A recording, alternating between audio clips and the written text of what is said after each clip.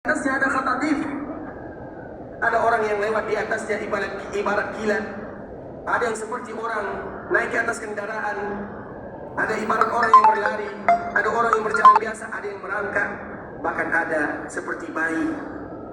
Kemudian badannya sobek, terpisah antara daging dan kulitnya. Ada di antara mereka yang selamat, ada di antara mereka yang tidak selamat dan jatuh ke dalam jahannam. Kemudian ikhwatal Islam, apa yang dilakukan Nabi sallallahu alaihi wasallam? Nabi sallallahu alaihi wasallam tidak memiliki kata kecuali ucapan Allahumma sallim sallim. Ya Allah, selamatkan umatku, selamatkan umatku, selamatkan umatku. Itulah doa Nabi sallallahu alaihi wasallam. Nabi sallallahu alaihi wasallam tidak pernah tinggal diam. Mulai dari dunia Nabi doakan kita. Dikala dibangkitkan Nabi tunggu kita di telaganya. Kemudian Nabi memberikan syafaat uzma. Kemudian Nabi doakan kita agar kita semuanya selamat melewati sirat. Kemudian apa lagi? Belum selesai. Dikala ada mereka yang selamat, ada lagi hisab yang kedua. Karena hisab itu ada dua. Hisab yang pertama menentukan surga atau neraka. Hisab yang kedua agar semua yang masuk ke dalam surga tidak ada rasa iri dan dengki di dalam hatinya. Itu hisab yang kedua. Kemudian ada orang yang selamat dari sirat. Kemudian mereka dihisab dengan hisab yang kedua. Kemudian Allah masukkan mereka semua ke dalam surga. Apa yang dilakukan Nabi? Bukan Nabi tinggal diam begitu saja. Nabi antarkan, Nabi buka atau Nabi mengatakan buka pintu surga kepada penjaganya. Kemudian dibukakan pintu surga tersebut. Nabi antarkan umatnya kemana posisi mereka. Itulah tugas Nabi. Kemudian setelah dimasukkan mereka umat Nabi SAW ke dalam surga, apakah selesai tugas Nabi? Belum.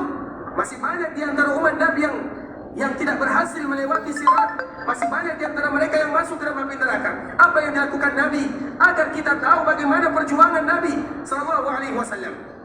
Nabi sallallahu alaihi wasallam datang kepada Allah.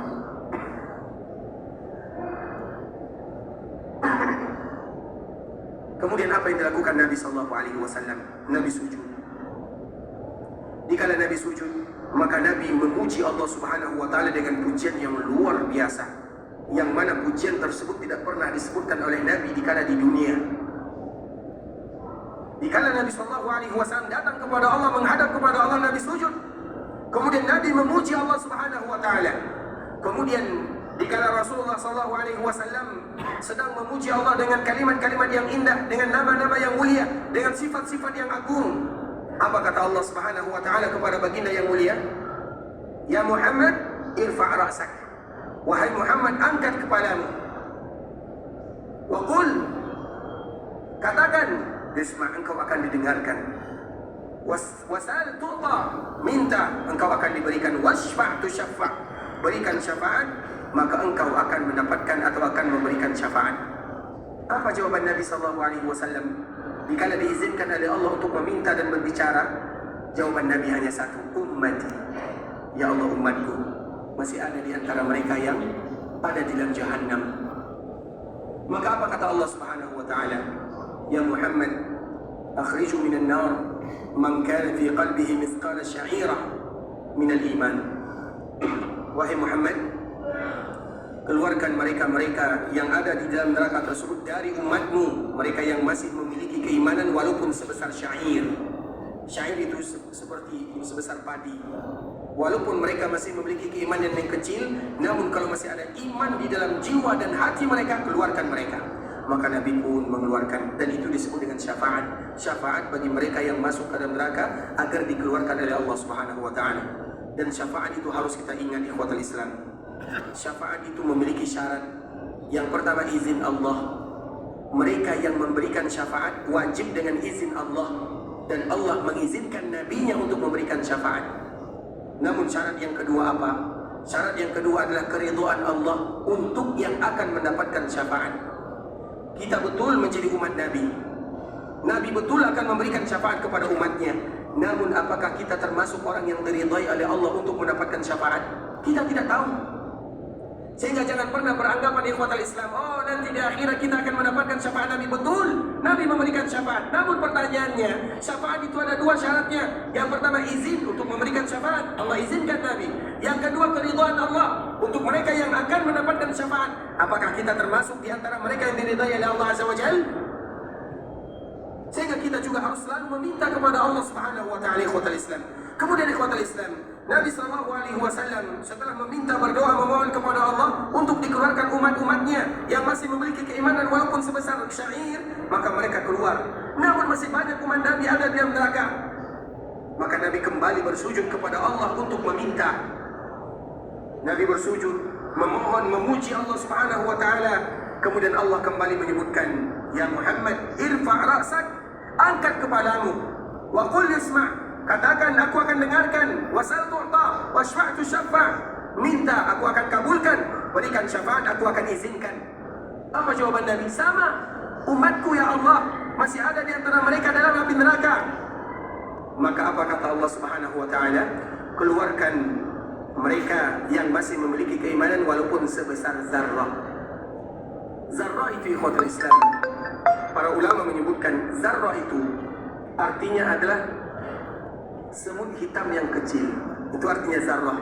Sebagaimana yang Allah Subhanahu wa taala sebutkan, itu ayat yang tadi dibacakan.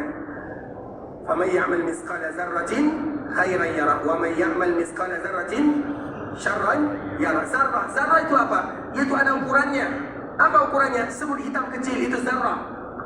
Maka Allah Subhanahu wa taala mengatakan kepada baginda yang mulia, mereka yang masih memiliki keimanan walaupun sebesar zarrah, keluarkan mereka dari neraka tersebut. Maka keluarlah umat Nabi. Namun masih ada yang tersisa di sana. Nabi kembali yang ketiga kalinya, kembali meminta kepada Allah, sujud kembali, kemudian memuji Allah, memuja Allah dengan nama yang indah, dengan sifat-sifat yang mulia. Kembali Allah menyebutkan yang ketiga kalinya, irfa' ra'sak, angkat kepalamu Muhammad, wa qul yasma' wasal tu'ta wasfa'tu syafa', minta aku akan kabulkan, berikan syafaat aku akan izinkan. Apa jawaban Nabi? Masih sama, umatku ya Allah, masih banyak di antara mereka yang berada di dalam neraka. Maka Allah Subhanahu wa taala kembali menyebutkan, keluarkan mereka dari neraka tersebut, walaupun atau kalau seandainya mereka masih memiliki keimanan sebesar separuh daripada zarrah tersebut. Akhirnya Nabi pun dengan izin Allah mengeluarkan umatnya dari neraka. Kemudian ikhwatul Islam, hadis ini diriwayatkan oleh Imam Bukhari dari riwayat yang sangat banyak sekali. Di dalam sebagian riwayat itu hanya 3 kali Nabi SAW meminta kepada Allah. Namun dari jalur yang lainnya Nabi datang kepada Allah yang keempat kalinya. Nabi pun akhirnya kembali meminta kepada Allah dengan perkataan yang sama, dengan perbuatan yang sama, dengan doa yang sama, dengan kalimat yang sama. Allah pun kembali menyebutkan dan mengizinkan baginda yang mulia sallallahu alaihi wasallam. Atau yang keempat kali ini Allah tidak mengizinkan Nabi sallallahu alaihi wasallam. Yang keempatnya Allah Subhanahu wa taala tidak memberikan izin kepada Nabi sallallahu alaihi wasallam. Kenapa Allah tidak mengizinkan Nabi sallallahu alaihi wasallam? Karena di sana ada sebuah kalimat yang sangat indah. Allah sendiri yang berbicara kepada nabinya yang mulia. Apa kata Allah Subhanahu wa taala? "Wa izzati wa jalali wa kibriyai wa 'azamati la ukhrijanna minha man qala la ilaha illallah." Demi keagunganku, demi kemuliaanku, demi keagunganku, demi kekuasaanku, kata Allah Azza wa Jalla, aku akan keluarkan dari api neraka mereka-mereka yang mengucapkan kalimat la ilaha illallah. Dan itulah yang disebut dengan syafaat yang terakhir, yaitu syafaat dari Allah Subhanahu wa taala. Karena semuanya memberikan syafaat. Para nabi memberikan syafaat, para ulama memberikan syafaat, para syuhada memberikan syafaat, orang-orang saleh memberikan syafaat, malaikat memberikan syafaat. Yang terakhir adalah syafaat Allah Subhanahu wa taala, dan Allah menyebutkan wa izzati wa jalali wa kibriyai wa 'azamati, demi keagunganku, kekuasaanku, keagunganku, aku akan keluarkan semua mereka yang mengucapkan la ilaha illallah dari api neraka tersebut. Dan setelah itu ikhwatul Islam, tidak akan ada lagi mereka yang keluar dari api neraka, atau tidak akan ada lagi mereka yang akan masuk surga. Sehingga juga di dalam riwayat yang lain sebagaimana disebutkan oleh Abdullah bin Mas'ud radhiyallahu taala anhu, ada yang disebutkan manusia yang paling terakhir keluar dari api neraka, dan ada manusia yang paling terakhir masuk ke dalam surga. Dan semoga Allah memberikan kepada kita kesempatan agar nanti kita bisa menyebutkan hadis tersebut. Makna daripada yang kita ucapkan ini ikhwatul Islam, yaitu kembalikan kepada topik pembahasan kita, agar kita tahu bagaimana kecintaan Nabi sallallahu alaihi wasallam kepada kita bersama. Yang dipikirkan oleh Rasulullah sallallahu alaihi wasallam adalah kita sebagai umatnya. Perjuangan yang luar biasa mulai dari dunia kemudian nanti ketika kita dibangkitkan oleh Allah Subhanahu wa taala, dikala kita dihisab, dikala kita melewati sirat, dikala kita berada antara surga dengan neraka, bagaimana pengorbanan perjuangan Nabi sallallahu alaihi wasallam. Makanya di awal kita sebutkan perjuangan Nabi, kecintaan Nabi kepada kita, dan kita wajib cinta kepada Nabi sallallahu alaihi wasallam bahkan melebihi cinta kita kepada orang tua kita. Nabi lebih berjasa kepada kita dibandingkan orang tua kita. Sehingga Umar bin Khattab radhiyallahu taala anhu, dia datang kepada Nabi dikala terjadi perang Khaybar. Apa kata Umar radhiyallahu taala anhu? Ya Rasulullah, la anta ahabbun nas ilai. Sesungguhnya engkau adalah manusia yang paling aku cintai, melebihi kecintaanku dibandingkan dengan keluargaku, dibandingkan dengan anakku, dibandingkan dengan orang tuaku, kecuali dibandingkan dengan diriku. Maknanya Umar menyebutkan aku cinta kepadamu ya Rasulullah dibandingkan dengan kecintaanku kepada kecintaan atau terhadap dirimu. Apa jawaban Nabi sallallahu alaihi wasallam? Kalau demikian wahai Umar, berarti belum kamu menerapkan cinta yang sebenarnya. Sampai engkau cinta kepadaku melebihi kecintaanmu terhadap dirimu, kata Rasulullah sallallahu alaihi wasallam. Umar yang mendengarkan Nabi menuturkan yang demikian, maka dia kembali berucap, ya Rasulullah, sesungguhnya engkau adalah manusia yang paling aku cintai, melebihi kecintaanku terhadap orang tuaku, keluargaku, anakku, bahkan melebihi diriku sendiri, kata Umar bin Khattab. Sehingga Nabi yang mendengarkan mengucapkan, al-ana ya Umar, sekarang baru engkau cinta kepadaku wahai Umar. Begitu kecintaan kita kepada Nabi sallallahu alaihi wasallam. Sehingga ikhwatal Islam, kalau seandainya kita selalu mengatakan kita cinta kepada Nabi, namun kita tidak membuktikan cinta tersebut, kadang-kadang kita jarang berselawat kepada Nabi. Kita pun mengatakan cinta kepada Nabi. Kadang-kadang kita tidak mau belajar sejarah Nabi, kita mengatakan cinta kepada Nabi. Kita tidak mau mempelajari sunnah Nabi, kita pun mengatakan cinta kepada Nabi. Kita tidak mau menerapkan sunnah Nabi, kita mengatakan cinta kepada Nabi. Cinta apa yang akan kita berikan kepada baginda yang mulia sallallahu alaihi wasallam? Cinta itu ada buktinya. Sehingga Allah Subhanahu wa taala menurunkan sebuah ayat. Yang ayat ini disebutkan oleh para ulama adalah ayat ujian. Semua mereka yang mengatakan cinta kepada Allah dan cinta kepada nabinya harus melewati ujian. Oh, saya cinta kepada Nabi sallallahu alaihi wasallam. Apakah dia langsung termasuk dengan mengucapkan yang demikian, termasuk orang-orang yang cinta kepada Nabi? Belum tentu. Karena cinta kepada Nabi ada ukurannya. Cinta kepada Nabi sallallahu alaihi wasallam ada buktinya. Sama kita ikhwatal Islam. Kita mengatakan cinta kepada keluarga, cinta kepada anak kita, cinta kepada istri kita, namun kita tidak pernah memperhatikan mereka, kita tidak pernah memberikan hadiah kepada mereka. Cinta apa yang kita berikan kepada mereka? Itu contoh yang terkecil. Apabila itu adalah cinta yang fana untuk keluarga kita, bagaimana untuk Nabi kita yang mulia? Sehingga kita harus bertanya kepada diri ini, ikhwatul Islam, sudah seberapa besar cinta kita kepada baginda yang mulia? Apakah pernah kita membaca sejarah Nabi?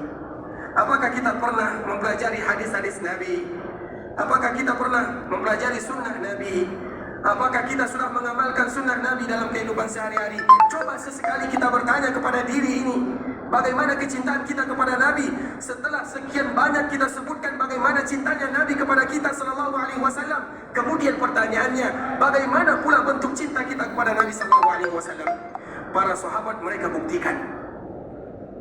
Sa'ad bin Ubadah, salah seorang sahabat yang berasal dari Ansar, seorang yang kaya raya, yang dia memiliki harta yang berlimpah. Dikala terjadi perang Uhud atau perang Badar, dia datang mengumpulkan hartanya dan harta kaumnya karena dia adalah kepala kabilah. Dia berikan kepada Nabi sallallahu alaihi wasallam, ya Rasulullah, hadhihi amwaluna, khudh ma syi'ta wa da' ma syi'ta. Ya Rasulullah, ini harta kami, ambil sesuai dengan keinginanmu, tinggalkan sesuai dengan keinginanmu. Namun yang engkau ambil ya Rasulullah, lebih kami cintai daripada engkau tidak mengambilnya. Mereka buktikan kecintaan mereka dengan hartanya, sebagaimana mereka buktikan kecintaan mereka dengan perbuatannya. Kita lihat bagaimana sahabat Nabi, satu-satunya nyawa yang mereka punya, mereka jadikan itu untuk menolong Nabi sallallahu alaihi wasallam. Kalau seandainya kita baca sejarah bagaimana perjuangan Nabi dan para sahabatnya, mereka yang membuktikan kecintaan yang sebenarnya kepada Nabi. Mereka cinta kepada Nabi bukan hanya dengan ucapan, namun dengan pembuktian. harta mereka berikan di jalan Allah. Nyawa yang mereka punya mereka jadikan untuk membela agama Allah. Itu yang namanya cinta kepada baginda yang mulia Talha bin Ubaidillah. Dikala terjadi perang Uhud, kita tahu bagaimana kisah perang Uhud. Dikala Nabi SAW dikabarkan meninggal, karena memang ada sahabat yang meninggal yang agak mirip dengan Nabi, sehingga dikabarkan yang meninggal itu adalah Nabi, namun bukan Nabi. Sahabat ini mirip dengan Nabi karena dia keluarga Nabi. Kemudian Nabi pun masuk ke dalam sebuah jurang yang dibuat oleh orang-orang munafikun. Dikala terjadi perang Uhud, maka di sanalah Nabi dikabarkan meninggal. Sahabat-sahabat yang lain tidak tahu apa kejadian yang sebenarnya. Namun dikala disebutkan Nabi meninggal, mereka down, mereka lemah. Namun ada beberapa sahabat yang datang mengawali Nabi, membentengi Nabi sallallahu alaihi wasallam. Salah satunya adalah Talha bin Ubaidillah. Talha ini disebutkan oleh Nabi sallallahu alaihi wasallam namanya Talha, nama yang sangat indah. Kalau kalian ingin melihat orang yang syahid namun dia masih hidup, lihatlah Talha. Dia syahid. Orang syahid biasanya sudah meninggal, namun ini berbeda. Syahid yang masih hidup. Kenapa? Karena perjuangannya membela Nabi, badannya yang dijadikan sebagai tameng membela Rasulullah SAW. Itu yang namanya cinta. Sekarang pertanyaannya, apa bukti cinta kita kepada baginda yang mulia? Apakah kita sudah belajar tentang sejarah Nabi? Sudahkah kita tahu bagaimana hadis Nabi? Sudahkah kita berusaha menerapkan dalam kehidupan sehari-hari? Itu yang namanya cinta. Namun cinta hanya dengan ucapan, itu cinta bertepuk sebelah tangan. Sehingga sebagian ahli hikmah mereka menyebutkan, laisa sya'nu an tuhib, walakinna sya'na an tuhab. Permasalahannya bukan bagaimana kalian mencintai Nabi. Karena banyak orang mengatakan kami cinta Nabi, namun mereka jauh dari sunnah Nabi. Ada orang yang mengatakan mereka cinta kepada Nabi, namun mereka tidak bangun pagi untuk melaksanakan sholat berjamaah bersama kaum muslimin. Ada di antara mereka mengatakan kami cinta kepada Nabi, namun mereka benci kepada sunnah Nabi sallallahu alaihi wasallam. Apakah itu yang namanya cinta? Sehingga ahli hikmah menyebutkan laisa sya'nu an tuhib, walakinna sya'na an tuhab. Perkaranya bukan bagaimana kalian mencintai Nabi, namun bagaimana supaya kalian dicintai Nabi. Bagaimana supaya kita dicintai Nabi? Yaitu kita melakukan apa yang disukai Nabi. Itu baru kita dicintai oleh Nabi sallallahu alaihi wasallam. Sehingga ikhwatal Islam, kalau kita berbicara tentang cinta Nabi sallallahu alaihi wasallam, maka ternyata kita masih punya hutang yang banyak sekali. Ternyata kita tidak ada apa-apanya. Pengorbanan kita tidak dibandingkan, atau kalau dibandingkan dengan sahabat, dengan para ulama, dengan orang-orang saleh, tidak ada apa-apanya. Sehingga kita kembali bertanya, kita berusaha semaksimal mungkin bagaimana supaya kita dicintai oleh Nabi. Dan supaya kita dicintai oleh Nabi, maka dekatlah dengan Nabi. Bagaimana kita dekat dengan Nabi? Dekat dengan sunnah Nabi, dekat dengan hadis-hadis Nabi, dekat dengan risalah yang Nabi bawa, yang Nabi sampaikan kepada kita, dekat dengan agama yang Nabi diutus oleh Allah kepada kita dengannya. Begitu makna cinta yang sebenarnya. Bukan cinta yang hanya menyebabkan cinta bertepuk sebelah tangan. Kita mengatakan cinta kepada Nabi, namun Nabi tidak cinta kepada kita. Sehingga barometer cinta kepada Nabi adalah bukti dalam kehidupan sehari-hari. Oleh karenanya ikhwatul Islam, di antara pembuktian tersebut, terutama jika kita berada di kota Rasulullah SAW, itu kota yang paling dicintai Nabi, dan kita pun cinta kepada kota Madinah karena Nabi cinta kepada kota Madinah. Dan di antara bentuk kesempurnaan cinta kita kepada Nabi yang mulia, kita cinta kepada apa yang Nabi cinta. Karena memang di antara bentuk ibadah kita diterima oleh Allah Subhanahu wa taala melakukan sesuatu ibadah sesuai dengan sunnah Nabi yang mulia sallallahu alaihi wasallam, karena itu makna cinta yang sebenarnya. Sehingga nanti dikala kita mulai belajar hadis-hadis Nabi atau sejarah Nabi, maka kita pun akan mulai tergerak hati kita. Ini sunnah Nabi, ini yang disebutkan Nabi. Maka aku akan berusaha melaksanakannya sedikit demi sedikit. Karena kita adalah umat yang disebutkan oleh Allah Subhanahu wa taala di akhir surah Al-Baqarah. Wa qalu sami'na wa ata'na ghufranaka rabbana wa ilaikal masir. Umat yang mana kita adalah umat sami'na, kami dengar. Bagaimana kita dengar Nabi kalau kita tidak pernah baca sunnah Nabi dan hadis Nabi? Kemudian sami'na wa ata'na. Kemudian dikala kita dengar apa yang Nabi sampaikan, kita pun taat. Kemudian apa yang kita harapkan? Ghufranak, ampunanmu ya Allah yang kami harapkan. Yaitu kita kita mendekatkan diri kepada Allah Subhanahu wa taala dengan cinta kepada Nabi sallallahu alaihi wasallam. Namun cinta yang sebenarnya bukan hanya cinta dengan kata-kata saja. Betul, kita harus mengungkapkan cinta kita kepada Nabi dengan ucapan, namun juga harus kita buktikan dengan perbuatan. Makanya ikhwatul Islam, sebuah kisah yang sangat indah terjadi kepada sahabat Nabi yang mulia. Sahabat ini, dikala dia pulang ke rumahnya, dia pun menangis dan bercerita kepada istrinya sambil mengatakan, wahai istriku, di dunia ini kita bisa melihat Nabi, kita mendengarkan wejangan, tausiah, tazkirah, ceramah Nabi. Namun kalau nanti di akhirat, Nabi sudah pasti masuk surga, dan surga Nabi tidak sama dengan surga kita. Sedangkan kita kalau di akhirat belum tentu masuk surga. Kalaupun masuk surga, kata sahabat ini, belum tentu surga kita sama dengan surga baginda sallallahu alaihi wasallam. Istrinya pun tidak tahu jawabannya, sehingga istrinya datang kepada ibunda kita Aisyah. Aisyah pun tidak tahu jawabannya. Aisyah mengatakan kepada Rasul kita yang mulia, Nabi pun tidak tahu jawabannya. Sampai Allah turunkan wahyu yang ada di dalam surah An-Nisa. Apa wahyu tersebut? May yuti'illaha war rasul fa ulaika ma'al ladzina an'ama Allahu 'alaihim minan nabiyyina was-siddiqina wasyuhada was-salihin wa hasuna ulaika rafiqa. Barang siapa yang taat kepada Allah dan nabinya, maka mereka akan dikumpulkan bersama para nabi, bersama para ulama, bersama para syuhada, bersama orang-orang saleh, dan mereka adalah teman yang terbaik dikala kita ingin mencari teman. Ayat ini menyebutkan kepada kita bersama, ternyata harapan kita berkumpul dengan baginda masih ada. Namun ada syaratnya, mayyuti'illaha wa rasul, yaitu bagaimana kita taat kepada Allah dan taat kepada Rasulnya. Banyak sunnah Nabi yang harus kita terapkan, yang harus kita kerjakan, yang mungkin kita masih lalai di sana. Kita contohkan yang kecil-kecil saja ikhwatul Islam. Misalnya Nabi sallallahu alaihi wasallam melarang kita makan minum dengan tangan kiri. Masih banyak kita lihat saudara kita dengan mudah minum makan dengan tangan kiri. Mana cinta kepada Nabi? Kita contohkan masuk ke dalam masjid, dahulukan kaki kanan. Kadang-kadang kita masuk masjid tidak tahu apakah kaki kanan atau kaki kiri, kita tidak tahu. Itu contoh yang kecil, belum lagi contoh yang besar. Itulah makna daripada cinta yang sebenarnya. Dan semoga Allah mudahkan kita untuk betul-betul mencintai baginda yang mulia sallallahu alaihi wasallam. Ikhwatul Islam, saudara kaum muslimin, dan kembalikan lagi kepada kewajiban kita kepada Nabi sallallahu alaihi wasallam. Di antara bentuk kecintaan kita kepada Nabi sallallahu alaihi wasallam, terutama dikala kita datang ke kota Madinah, kemudian dianjurkan bagi kita berziarah kepadanya, membuktikan cinta kita kepada Nabi sallallahu alaihi wasallam dengan mengucapkan assalamu alayka ya Rasulullah wa rahmatullahi wa barakatuh. Sallallahu wasallam wa baraka alayka wa jazaka afdala ma jaza nabiyyan an ummati. Siapa yang sudah hafal? Yang sudah hafal ini ya sudah yang ke-5 atau ke-6 kalinya kita ulang ya. Siapa yang hafal? Ini hadiahnya Quran. Masya Allah. Siapa yang hafal? Ada yang berani? Ada atau tidak? Silakan. Tapi tidak boleh salah ya Pak ya. Baik. Sebelumnya mohon maaf, bisa agak sedikit maju biar kita sama-sama bisa mendengarkan sedikit. Barakallahu fiik wa jazakallahu khairan. Ya, maaf ya Pak ya. Masya Allah. Silakan Pak.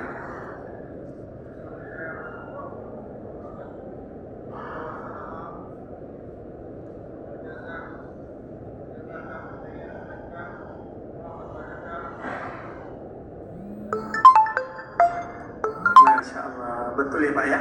Tapi salah. Ya silakan. Mau ini silakan Pak. Masya Allah. Silakan. Walaupun salah tapi betul. Tapi karena yang pertama silakan. Siapa lagi yang ingin berani mencoba? Masya Allah. Tabarakalrahman. Assalamu alayka ya Rasulullah wa rahmatullahi wa barakatuh. Sallallahu wa sallama wa baraka alayka. Silakan Pak. Sehat selalu Pak ya. Sehat selalu Pak ya. Barakallahu fiik. Allahumma amin. Assalamu alayka ya Rasulullah wa rahmatullahi wa barakatuh. Sallallahu wa sallama wa baraka alayka. Wa jazaka afdala ma jaza nabiyyan an ummati. Siapa yang berani? Tapi bukan nekat ya. Yang berani. Bisa. Ada? Kalau tidak bisa ikhwatul Islam, insyaallah besok kita ulang kembali sambil kita mengulang doa tersebut, karena ini merupakan kewajiban kita kepada Nabi sallallahu alaihi wasallam. Sebagaimana tadi kita menyebutkan bagaimana Nabi kepada kita, kita pun harus melakukan yang terbaik untuk Nabi sallallahu alaihi wasallam. Namun kita harus ketahui, kalau kita tidak mau melakukannya, Nabi tetap orang yang paling mulia. Namun permasalahannya itu adalah bentuk kewajiban kita kepada baginda yang mulia, bentuk kecintaan kita kepada Rasul kita yang mulia sallallahu alaihi wasallam. Dan diantara salah satunya adalah dikala kita berziarah ke perkuburan Nabi, yang mana alhamdulillah sekarang dikembalikan atau diberikan kemudahan bagi kita untuk berziarah ke perkuburan Nabi sallallahu alaihi wasallam. Namun kita juga harus ingat apa yang harus kita baca, sehingga dikala kita berziarah bukan berziarah begitu saja, namun ada hadiah yang terindah untuk Nabi kita yang mulia. Itu baru satu doa. Masih ada doa berziarah kepada Abu Bakar, kepada Umar, masih ada perkuburan Baqi, masih ada perkuburan Uhud, dan itu resiko kalau kita datang ke kota Madinah. Ya, barakallahu fiikum ikhwatul Islam, saudara kaum muslimin. Semoga Allah Subhanahu wa taala memberikan kemudahan kepada kita bersama. Ikhwatul Islam, saudara kaum muslimin, para tamu Allah rahimani wa rahimakumullah. Sebagaimana tadi yang telah kita sebutkan, bahwa di antara salah satu kewajiban yang harus kita lakukan dikala kita berada di kota Madinah, yaitu berziarah ke perkuburan Nabi yang mulia sallallahu alaihi wasallam. Dikala kita datang ke kota Madinah, ada 5 tempat yang harus kita kunjungi. Salah satunya adalah berziarah ke perkuburan Nabi, sekaligus berziarah ke perkuburan Abu Bakar dan Umar radhiyallahu ta'ala anhuma. Kemudian yang kedua, karena ada 3 perkuburan. Yang kedua adalah perkuburan Baqi', dan yang ketiga adalah perkuburan Syuhada Uhud. 3 perkuburan ini merupakan 3 perkuburan yang dianjurkan bagi kita untuk menziarahinya, karena Nabi yang memerintahkan kepada kita bersama. Terutama perkuburan Baqi', yang mana Allah perintahkan Nabi pun perintahkan kita untuk datang dan berziarah ke sana. Begitu juga Syuhada Uhud, Allah perintahkan Nabi, dan Nabi pun anjurkan kepada kita untuk berziarah ke sana. Dan insyaallah ikhwatul Islam, kita akan sambung pembahasan kita pada pertemuan yang berikutnya. Tentunya yang benar dari Allah Subhanahu wa taala, yang salah dari diri kami pribadi karena kurangnya ilmu kami, karena kebodohan dan kejahilan kami. Dan kami mohon maaf kalau seandainya ada kata-kata yang salah, kata-kata yang silaf, atau kata-kata yang kurang berkenan, atau kata-kata yang mungkin membuat hati kita tidak tenang atau tidak senang. Kami mohon dimaafkan. Dan alhamdulillah ikhwatul Islam, kita selalu bersyukur kepada Allah Subhanahu wa taala, di mana pada hari ini merupakan hari yang sangat indah. Allah Subhanahu wa taala turunkan hujan. Kalau bagi kita itu sesuatu yang biasa, namun bagi kami yang ada di sini, bagi kita yang ada di sini, atau saudara-saudara kita yang ada di sini, itu adalah sesuatu yang luar biasa. Dikala hujan turun, maka semuanya akan keluar melihat air hujan. Kalau kita setiap hari melihatnya, namun orang sini 1 kali, 2 kali, atau 3 kali dalam 1 tahun saja. Sehingga kita tahu bagaimana karunia nikmat Allah yang luar biasa kepada kita bersama.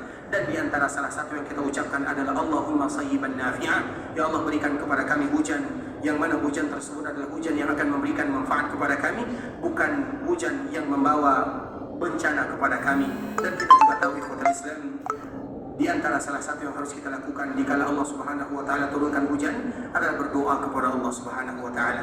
Karena di saat-saat itu doa kita dikabulkan oleh Allah Subhanahu wa taala, sehingga kita tidak pernah luput berdoa kepada Allah, terutama di waktu hujan. Karena itu adalah rahmat Allah Subhanahu wa taala turun, sehingga dikala itulah kita berdoa kepada Allah. Ikhwatul Islam, saudara kaum muslimin, para tamu Allah rahimani wa rahimakumullah, kami juga tidak lupa mengingatkan kepada kita bersama sebuah hadis Rasul kita yang mulia sallallahu alaihi wasallam, terutama dikala kita berada di kota Madinah. Nabi menyebutkan, man jaa masjidi hadza la ya'tihi illa li khairin yata'allamuhu aw yu'allimuhu fa huwa bimanzilatil mujahid fi sabilillah. Barang siapa yang datang ke Masjid Nabawi, sekarang kita berada di Masjid Nabawi, selain dia beribadah kepada Allah, selain dia baca Quran, selain dia berzikir, selain dia salat wajib atau salat sunat, namun ada sebuah ibadah yang sangat mulia. Apa ibadah tersebut? Belajar agama Allah Subhanahu wa taala.